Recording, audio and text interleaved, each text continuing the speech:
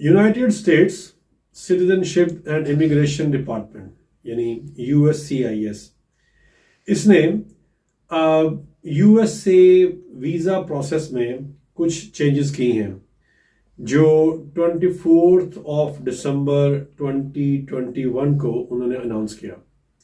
आज हम उसके बारे में देखेंगे कि उनमें क्या क्या ऐसी चेंजेस हैं जिसमें वीज़ा इंटरव्यू वेवर की बात हुई है। वो कौन सी कैटेगरीज हैं जो बगैर इंटरव्यू दिए भी वीज़ा ले सकते हैं। Stay with us.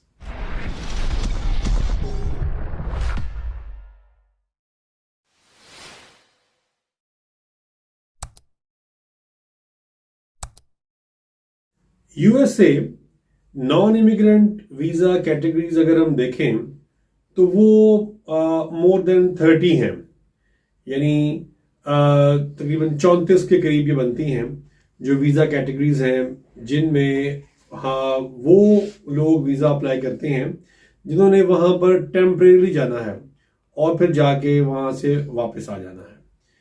अब ये है कि इसमें कुछ ऐसी कैटेगरीज हैं जो लोग वहाँ पर जाके काम करते हैं और वहाँ काम करने के बाद ये लोग वापस भी आ जाते हैं, और अगर ये वहाँ इनका काम इस तरह का है कि ये अपना वीज़ा अगर वहाँ एक्सटेंड करवाना चाहें तो ये वीज़ा एक्सटेंड भी करवा सकते हैं, यानी पाकिस्तान या जहाँ भी ये रहते हैं वापस आए हुए हैं तो ये अपना वीज़ा एक्सटेंड करवा के दोबारा वहाँ पर जा सकते हैं।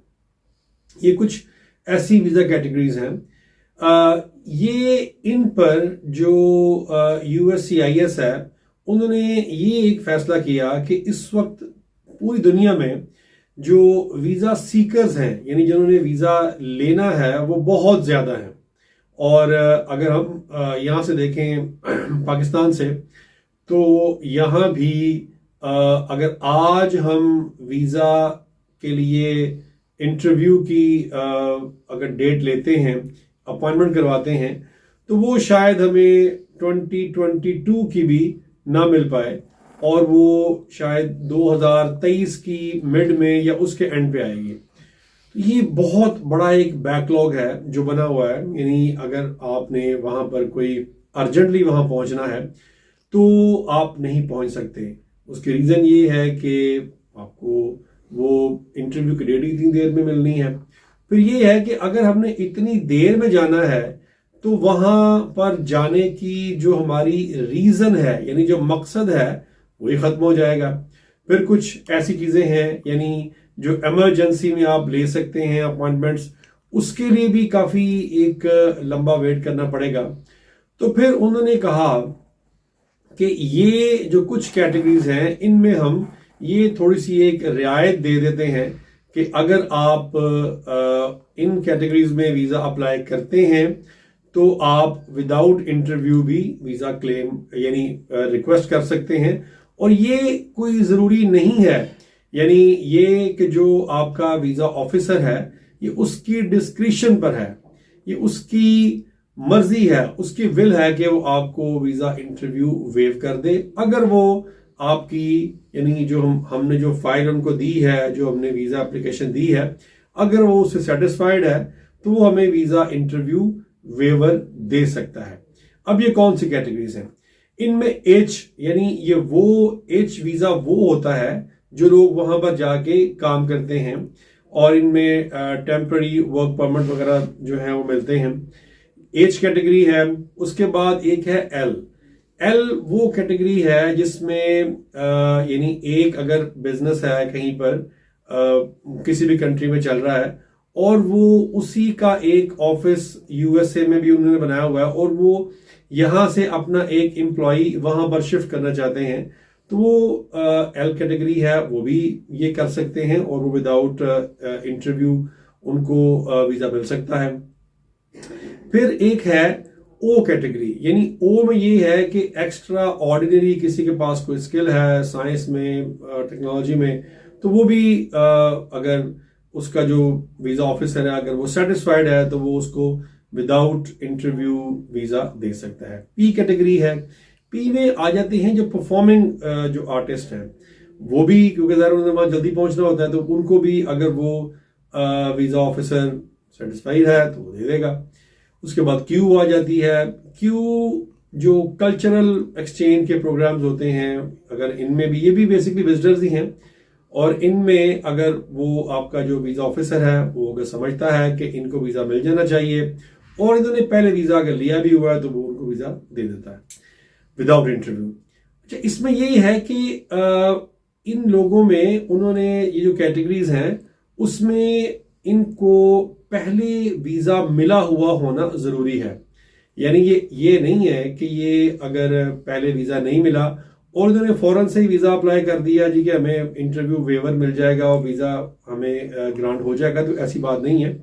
पहले वीज़ा मिला होना ज़रूरी है, और अगर वीज़ा रिफ्यूज़ हो गया है मगर उसके बाद वीज़ा मिल गया है, यानी वीज़ा रिफ्यूज़ल के बाद जो डिसीजन है वो वीज़ा ऑफिसर ने चेंज किया और वीज़ा ग्रांट कर दिया, तो फिर वो भी इस कैटेगरी में शुमार किए जाएंगे।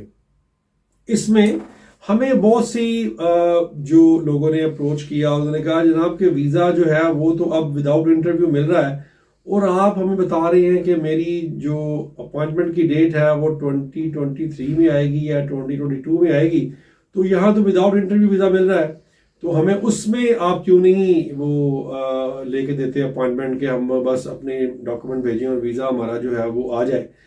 तो इसमें गुजारिश ये है कि इसमें जो B1 B2 यानी कि B कैटेगरी है, ये वो है जिसमें मोस्टली हम लोग वीज़ा अप्लाई करते हैं, यानी ये विजिटर कैटेगरी है, तो ये अनफॉर्चुनेटली इसमें शामिल नहीं है, फिलहाल नहीं है।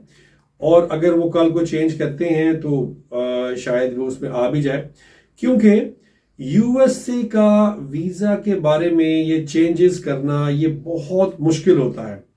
अगर हम दूसरे कंट्रीज में देखें, यूके में वो बड़ी जल्दी जल्दी लॉ बनाते हैं और बना के उसको फिर इम्प्लीमेंट भी कर देते हैं, मगर यूएसए में इसको चेंज करना कोई इतना आसान नहीं होता। और ये अगर उन्होंने चेंज किया है तो डेफिनेटली उन्होंने इसके ऊपर काफ़ी काम किया होगा, और अगर शायद ये कोई साल लगा होगा उनको ये सिर्फ सोचने में और ये फिर उसको इम्प्लीमेंट करने में कि इन कैटेगरीज में हमें लोगों को थोड़ा सा रिलीफ जो है वो देना चाहिए। तो उम्मीद है कि आने वाले दिनों में शायद वो कुछ और कैटेगरीज जो हैं वो इसमें शामिल करें, कि उनको भी वो इसमें रखें, कि शायद अगर वो जो वीज़ा ऑफिसर है अगर वो सेटिस्फाइड है, यानी ये उसकी डिस्क्रिप्शन पर है। और दूसरी बात, ये हम पहले भी इस तरह कर चुके हैं, वीज़ा बेसिकली जो है ये हमारा राइट नहीं है, ये एक सहूलत है, और जो सहूलत है वो हमें वही देगा जो हमें जो जिसके पास ये अथॉरिटी है, जिसकी ये डिस्क्रिप्शन है। तो ये जो वीज़ा ऑफिसर है ये उसकी डिस्क्रिप्शन पर है, ये अगर वो सेटिस्फाइड है तो आपको विदाउट इंटरव्यू वीज़ा दे सकता है। तो ये उम्मीद की जा सकती है कि आने वाले दिनों में शायद कुछ मजीद कैटेगरीज जो हैं वीज़ाज की वो इसमें शामिल करेंगे और लोगों को शायद मजीद सहूलत जो है वो दी जाए। फिलहाल कोई भी वीज़ा इंटरव्यू वेव नहीं हुआ, ख़ास तौर पे जो वीज़ा जो विजिटर वीज़ा वाले हैं वो शायद ये समझ रहे हैं कि वीज़ा इंटरव्यू हमारा ख़त्म हो गया, तो ऐसी कोई बात नहीं है। ऐसी कोई बात होगी, कोई नई कैटेगरीज अगर इसमें शामिल होंगी तो डेफिनेटली हम आपको ज़रूर बताएंगे। Thank you very much for watching the video.